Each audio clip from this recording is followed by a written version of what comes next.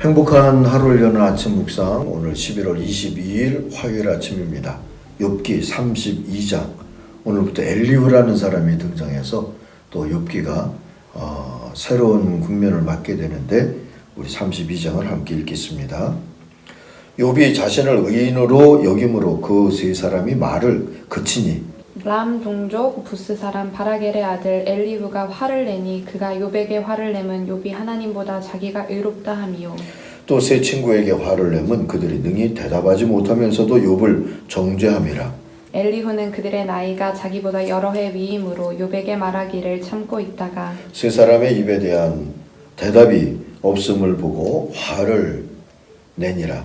부스 사람 바라겔의 아들 엘리후가 대답하여 이르되 나는 연소하고 당신들은 연로함으로 뒷전에서 나의 의견을 감히 내놓지 못하였노라. 내가 말하기를 나이가 많은 자가 말할 것이요 연륜이 많은 자가 지혜를 가르칠 것이라 하였노라. 그러나 사람의 속에는 영이 있고 전자의 숨결이 사람에게 깨달음을 주시나니 어른이라고 지혜롭거나 노인이라고 정의를 깨닫는 것이 아니니라. 그러므로 내가 말하노니 내 말을 들으라. 나도 내 의견을 말하리라.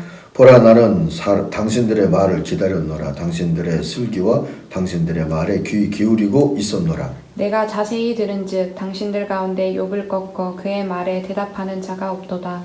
당신들이 말하기를 우리가 진상을 파악했으나 그를 추궁할 자는 하나님이시요 사람이 아니라 하지 말지니라. 그가 내게 자기 이론을 제기하지 아니하였으니 나도 당신들의 이론으로 그에게 대답하지 아니하리라. 그들이 놀라서다지 대답하지 못하니 할 말이 없음이었더라. 당신들이 말없이 가만히 서서 다시 대답하지 아니한즉 내가 어찌 더 기다리랴. 나는 내 본분대로 대답하고 나도 내 의견을 보이리라. 내 속에는 말이 가득하니 내 영이 나를 압박함이니라. 보라, 내 배는 봉한 포도주 통 같고 터지게 된 새 가죽 부대 같구나. 내가 말을 하여야 시원할 것이라. 내 입을 열어 대답하리라. 나는 결코 사람의 낯을 보지 아니하며 사람에게 영광을 돌리지 아니하리니 이는 아첨할 줄을 알지 못함이라. 만일 그리하면 나를 지으신 이가 속히 나를 데려가시리로다. 아멘. 9절 10절 요절입니다. 사람은 나이가 많다고 지혜로워지는 것이 아니며 나이를 많이 먹는다고 시비를 더 잘 가리는 것도 아니라는 것을 알았습니다. 그래서 나도 생각하는 바를 말씀드리고자 합니다. 엘리후라고 하는 사람의 말이죠. 오늘 제목을 그래서 나도 의견이 있습니다 로 정했습니다. 자, 1절 2절을 먼저 볼게요. 욥이 끝내 자기가 옳다고 주장하니까 세 사람은 욥을 설득하려고 하던 노력을 그만두었어요. 엘리바스, 빌닷, 소발을 얘기하는 거죠. 대신에 나선 이가 있었습니다. 엘리후입니다. 엘리후는 람 족속에 속하는 부스 사람 바라겔의 아들이다 하고 소개가 되죠. 이들 가운데 4절을 보니까 엘리후가 가장 젊은 사람이랍니다. 그는 다른 사람들이 말을 끝낼 때까지 기다려야만 했던 것이죠. 자, 젊은 사람, 젊은이, 히브리 말로 차이르인데요. 젊은, 미약한 이라는 이중적인 뜻이 있습니다. 이런 젊은이 엘리후가 어른, 아슈심이 히브리 말인데 늙은 그리고 무력한 이라는 뜻을 가지고 있는 단어입니다. 어른, 이 아슈심들 앞에서 입을 열면서 그 이유를 이렇게 말하죠. 난 어리고 세 분께서는 이미 연로하셨습니다. 그래서 나는 어른들께 선뜻 나서서 내 견해를 밝히기를 망설였습니다. 듣기만 하겠다고 생각했습니다. 오래 사신 분들은 살아오신 것만큼 지혜도 쌓으셨으니까 세 분들께서만 말씀하시도록 하려고 생각했습니다. 그러나 깨닫고 보니 사람에게 슬기를 주는 것은 사람 안에 있는 영, 곧 전능하신 분의 입김이라는 것을 알았습니다. 자, 이 입김이 영이고 정신이고 루아흐 그러잖아요. 코에다가 생기를 불어넣었다. 창세기가 그러는데 이 입김의 영향을 받아야 사람다운 사람인 것인 것이죠. 그래서 나도 생각하는 바를 말씀드려야 되겠다고 여겼습니다. 내가 하는 말을 이제부터 들어주시기를 바랍니다. 그럽니다. 요약을 하면 지혜는 구시대의 유물이 아니고 나이 든 사람들만이 말할 수 있는 것이 아니다. 왜냐하면 우리는 다 인간이 된 이유가 하나님의 숨결, 입김을 받았기 때문이지 않느냐 하는 것이죠. 그러니 인간으로서 하나님에 대해서 말하는 건 누구도 할 수 있다, 그런 뜻 아니겠습니까? 엘리바세를 비롯한 어른 세대가 영감에 둔한, 그저 영감, 이 의미를 아시겠죠? 한자말로 하면 아시기가 쉬울 텐데요. 하나님의 계시를 말하는 영감에 둔한 영감, 젊은이가 아닌 노인이 되었다는 거죠. 그래서 어쩔 수 없이 나섰다 하고 엘리후가 말합니다. 이 엘리후를 MZ 시대라고 할 수도 있을까요? 어쨌든 이 MZ라고 할 수 있는 엘리후의 등장이 신선합니다.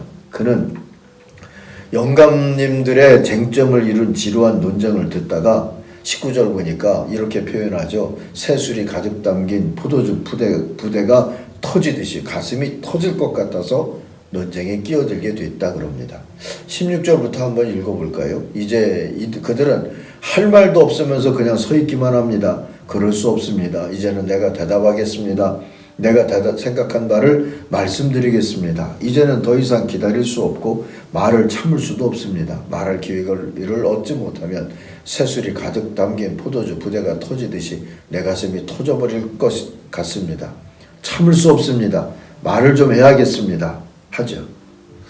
그리고 한 말을 보면 어떤 면에서 보면 양비론 같은 것이 그의 입장인 듯해요. 욥에게도 화를 내고 세 친구들에게도 화를 내죠. 2절에 보니까 욥이 이렇게 자기가 옳다고 주장하면서 모든 잘못을 하나님께 돌림으로 옆에 서서 듣기만 하던 엘리후라는 사람은 듣다 못하여 분을 더 이상 참지 못하고 화를 냈다 그럽니다. 3절에는 엘리후는 또 욥의 세 친구들에게도 화를 냈어요. 이 세 친구는 욥을 정죄하려고만 했지 욥이 하는 말에 변변한 대답을 하지 못했기 때문이다 했습니다. 자, 또한 욥과 세 친구를 지혜롭지 못하기가 매한가지라고 비평도 하죠. 9절에 보니까 사람은 나이가 많아진다고 지혜로워지는 것이 아닙디다 하는 거예요. 나이를 많이 먹는다고 시비를 옳고 그름을 더 잘 가리는 것도 아니라는 것을 알았습니다. 욥과 세 친구들을 싸잡아서 다 이렇게 둔하고 어두워졌다 하고 비판을 하고 있죠. 11절 이하를 보니까 세 분이 말씀하시는 동안에 참고 기다렸답니다. 지혜로운 말씀을 찾아서 뭔가 한마디는 하겠지 기다렸다는 거죠. 그래서 주의 깊게 듣고자 했다는 겁니다. 그런데 세 분께서는 어느 한 분도 욥 어른의 말을 반증하거나 어른의 말에 제대로 대답하지 못하십디다 하고 얘기하죠. 그러면서 어떻게 지혜를 발견했다고 주장하실 수 있겠습니까? 세 분께서 실패하셨으니까 내가 이제 욥 어른에게 하나님의 대답을 들으시도록 나서야겠습니다 하죠. 어찌 보면 젊은이의 객기 같기도 하고 또 뭔가 기대되는 바가 없지 않아서 기대도 되고 그렇습니다. 이런 엘리후를 통하여서 주님의 지혜가 제대로 선포될지는 이제 우리가 내일부터 좀 더 지켜보십시다. 그리스 철학자들의 말처럼 세상에서 가장 쉬운 일은 남에게 충고하는 일이고 가장 어려운 일은 자기 자신을 아는 일이다 그랬거든요. 자, 이제 엘리후가 나섰으니까 엘리후는 이 기회로 좀 성장하든지 성숙해지든지 또 욥은 뭔가 대답을 듣든지 이게 좀 최선의 모습일 텐데요. 어찌됐든 그런 일이 일어나기를 우리가 기대해보고 또 우리 시대에도 그런 일들이 좀 일어나기를 소망하면서 기도하면 좋겠다 하는 생각이 듭니다. 어쨌든 젊은이가 말할 수 있다는 것은 좋아 보이잖아요. 뭔가 좀 도움을 베푸는데 도움을 받고 하는 거는 장류 유서가 있는 것도 나쁘지 않을 것 같아요. 그러나 교회 생활에 있어서 또는 신앙생활을 하면서 하나님에 대해서 말하고 하나님의 지혜를 말하고 하나님의 인도하심을 증언할 때에는 그게 꼭 장류 유서가 필요하지는 않지 않나 하는 생각을 해봅니다.